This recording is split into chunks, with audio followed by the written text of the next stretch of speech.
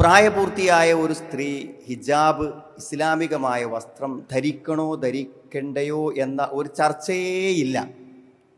പ്രായപൂർത്തിയായ ഒരു സ്ത്രീ അവൾ മുസ്ലിം ആണെങ്കിൽ അവൾ മറ്റുള്ളവരുടെ മുമ്പിൽ പ്രത്യക്ഷപ്പെടുമ്പോൾ തീർച്ചയായും അവൾ ഇസ്ലാം നിർദ്ദേശിച്ച അതേ വസ്ത്രധാരണ രീതികൾ സ്വീകരിക്കൽ നിർബന്ധമാണ്.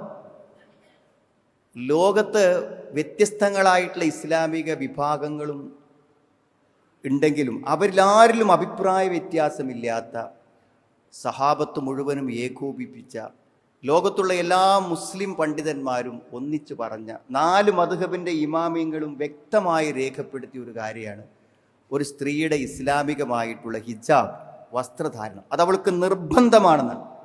ഹിജാബ് ഫർളുൻ വാജിബുൻ അലൽ മർഅത്തിൽ മുസ്ലിമ അൽ ബാലിഗ. പ്രായപൂർത്തിയായ ഒരു സ്ത്രീക്ക് നിർബന്ധമാണ് ഇസ്ലാമികമായ വസ്ത്രധാരണങ്ങൾ സ്വീകരിക്കുക എന്നുള്ളത്.